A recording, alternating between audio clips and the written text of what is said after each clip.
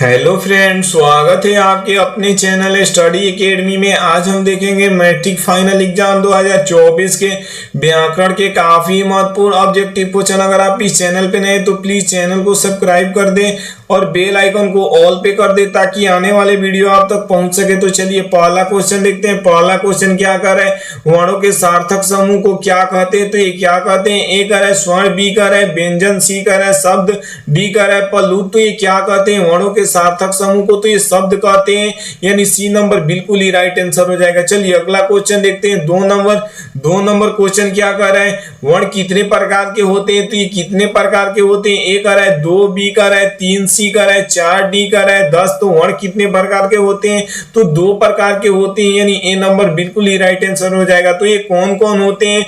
तो पहला होता है स्वर्ण वर्ण और दूसरा होता है व्यंजन वर्ण। साथ में आप लोग को ये भी याद रखना होगा। चलिए अगला क्वेश्चन देखते हैं।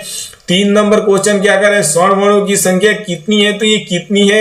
ए कर है 10, बी कर है 11, सी कर है 15, डी कर है 21। तो स्वर्ण वर्णों की संख्या कितनी है बाबू? तो ये 11 है, यानी बी नंबर बिल्कुल ही राइट आंसर हो जाएगा। चलिए अगला क्वेश्चन देखते हैं। 4 नंबर क्वेश्चन कर है, हिंदी में वर्णों की कुल संख्या कितनी है? तो ये कितनी है? ए कर है 30, बी कर है 44, सी कर है 40, डी कर है 24। तो ये कितनी है बाबू? तो ये 44 है, यानी बी नंबर बिल्कुल ही राइट आंसर हो जाएगा। चलिए अगला क्वेश्चन देखते हैं। 5 नंबर क्वेश्चन कर है, व्यंजन वर्ण कितने हैं? तो ये कितने हैं? ए कर है 27, बी कर है 30, सी कर है 33, डी कर है 34। तो ये कितनी है बाबू? व्यंजन वर्ण की कितनी से है? तो ये 33 है, यानी सी नंबर बिल्कुल ही राइट आंसर हो जाएगा। चलिए अगला क्वेश्चन देखते हैं। 6 नंबर क्वेश्चन कर है, यार अल्लाह को कहते हैं? तो ये क्या कहते हैं? ए कर है ऊष्म वर्ण, बी कर है स्वर्ण वर्ण, सी कर है दीर्घ स्वर, डी कर है अंतःस्वर वर्ण। तो ये क्या होता है यार अल्लाह? तो ये अंतःस्वर वर्ण होता है, यानी डी नंबर बिल्कुल ही राइट आंसर हो जाएगा। चलिए अगला क्वेश्चन देखते हैं। 7 नंबर क्वेश्चन कर है, क वर्ण का उच्चारण स्थान क्या है? तो ये क्या है? ए कर है दंत, बी कर है तालु, सी कर है नासिका, डी कर है कंठ। तो ये क्या होता है क वर्ण का उच्चारण? तो ये कंठ होता है, यानी डी नंबर बिल्कुल ही राइट आंसर हो जाएगा। चलिए अगला क्वेश्चन देखते हैं। 8 नंबर क्वेश्चन कर है, छोटा ऊ, बड़ा ऊ और प का उच्चारण स्थान है। तो ये कौन है बाबू? ए कर है तालु, बी कर है नासिका, डी कर है सी कर है ओट्स, डी कर है इनमें कोई नहीं। तो छोटा ऊ, बड़ा ऊ और पौ का उच्चारण स्थान कौन सा है? तो ये ओट्स है, यानी सी नंबर बिल्कुल ही राइट आंसर हो जाएगा। चलिए अगला क्वेश्चन देखते हैं। 9 नंबर क्वेश्चन कर है, 9 मौ का उच्चारण स्थान क्या है? तो ये क्या है? ए कर है दंत, बी कर है कंठ तलव्य, सी कर है नासिका, डी कर है इनमें कोई नहीं। तो ये कौन है? तो ये नासिका है, यानी सी नंबर बिल्कुल ही राइट आंसर हो जाएगा। चलिए अगला क्वेश्चन देखते हैं। 10 नंबर क्वेश्चन क्या करे, च वर्ण का उच्चारण स्थान इनमें कौन है? तो ये कौन है?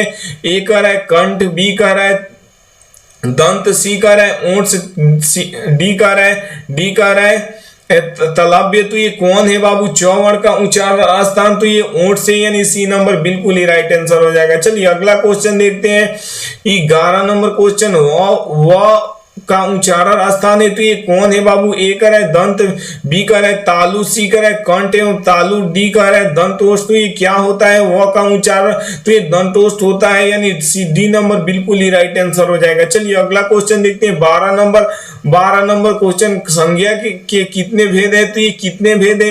ए कर है 1, बी कर है 4, सी कर है 2, डी कर है 5। तो संज्ञा के कितने भेद होते हैं? तो ये 5 भेद होते हैं, यानी डी नंबर बिल्कुल ही राइट आंसर हो जाएगा। तो ये कौन कौन होते हैं? तो होता है पहला जातिवाचक संज्ञा, दूसरा होता है व्यक्तिवाचक संज्ञा, तीसरा होता है समूहवाचक संज्ञा, चौथा होता है भाववाचक संज्ञा और पांचवा होता है द्रव्यवाचक संज्ञा। साथ में आप लोग को ये भी याद रखना होगा। चलिए अगला क्वेश्चन देखते हैं। 13 नंबर क्वेश्चन कर है, कोसी नदी प्रत्येक वर्ष बाढ़ लाती है। यहाँ कोसी नदी कौन संज्ञा है? तो ये कौन है बाबू? ए कर है समूहवाचक, बी कर है द्रव्यवाचक, सी कर है जातिवाचक, डी कर है व्यक्तिवाचक। तो ये कौन सा वाचक संज्ञा है बाबू? कोसी नदी तो ये जातिवाचक है, पूरा जाति भर का बोध करा रही है, तो जातिवाचक संज्ञा हो जाएगा, यानी सी नंबर बिल्कुल ही राइट आंसर हो जाएगा। चलिए अगला क्वेश्चन देखते हैं। 14 नंबर क्वेश्चन कर है, अच्छा विशेषण की संज्ञा क्या होगी? तो ये क्या होगी? ए कर कर है अच्छा, बी कर है अच्छी, सी कर है अच्छाई, डी कर है सभी। तो अच्छा का विशेषण क्या होगा, तो ये अच्छाई होगा, यानी सी नंबर बिल्कुल ही राइट आंसर हो जाएगा। चलिए अगला क्वेश्चन देखते हैं 15 नंबर क्वेश्चन कर है जाति की भाववाचक संज्ञा होगी, तो ये क्या होगी, तो ये कर है जातिगत, बी कर है जात पात, सी कर है संप्रदाय, डी कर है जातीयता। तो ये जाति का भाववाचक संज्ञा क्या होगा, तो ये जातीयता होगा, यानी डी नंबर बिल्कुल ही राइट आंसर हो जाएगा। चलिए अगला क्वेश्चन देखते हैं 16 नंबर क्वेश्चन कर है निम्न में समूहवाचक संज्ञा है, तो ये कौन है, ए कर है नदी, बी कर है सेना, सी कर है राम, डी कर है मिठास। तो ये कौन होता है समूहवाचक संज्ञा, तो जहां समूह बनता है जैसे स्कूल हो गया, सेना हो गया, अंगूर हो गया, ये सब समूहवाचक संज्ञा है, यानी सेना बी नंबर बिल्कुल ही राइट आंसर हो जाएगा। चलिए अगला क्वेश्चन देखते हैं 17 नंबर क्वेश्चन कर है समूहवाचक संज्ञा है, तो ये कौन है बाबू, ए कर है गुलाब, बी कर है अंगूर, सी कर है पौधे, डी कर है चावल। तो ये क्या होता है, अंगूर समूह में होता है यानी गुच्छे में होता है, यानी बी नंबर बिल्कुल ही राइट आंसर हो जाएगा। चलिए अगला क्वेश्चन देखते हैं 18 नंबर क्वेश्चन कर है तेलवाचक संज्ञा है, तो ये कौन सा संज्ञा है, ए कर है भाववाचक संज्ञा, बी कर है व्यक्तिवाचक, सी कर है द्रव्यवाचक, डी कर है इन समूहवाचक। तो कौन वाचक संज्ञा है तेल, जिसे तेल द्रव्यवाचक हो, तेल क्या होगा तो द्रव्यवाचक हो जाएगा, जिसे हम माप तौल सकते हैं उसे द्रव्यवाचक संज्ञा कहते हैं, यानी सी नंबर बिल्कुल ही राइट आंसर हो जाएगा। चलिए अगला क्वेश्चन देखते हैं 19 नंबर क्वेश्चन कर है पानी है, तो पानी क्या है, तो पानी ए कर है द्रव्यवाचक संज्ञा, बी कर है भाववाचक संज्ञा, सी कर है समूहवाचक संज्ञा, डी कर है जातिवाचक संज्ञा। तो पानी क्या है, तो ये द्रव्यवाचक संज्ञा है जिसे माप तौल सकते हैं, यानी ए नंबर बिल्कुल ही राइट आंसर हो जाएगा। चलिए अगला क्वेश्चन देखते हैं 20 नंबर क्वेश्चन कर है पहाड़ का बहुवचन क्या होगा, ए तो क्या होगा बाबू, ए कर है पहाड़े, बी कर है पहाड़िया, सी कर है पहाड़ा, डी कर है पहाड़ों। तो पहाड़ का बहुवचन क्या होगा, तो ये पहाड़ों होगा, यानी डी नंबर बिल्कुल ही राइट आंसर हो जाएगा, डी नंबर बिल्कुल ही राइट आंसर हो जाएगा। चलिए अगला क्वेश्चन देखते हैं 21 नंबर क्वेश्चन क्या कर रहा है, कारक के कितने भेद है, तो ये कितने भेद है बाबू, ए कर रहा है 2, बी कर रहा है 4, सी कर रहा है 8, डी कर रहा है 6।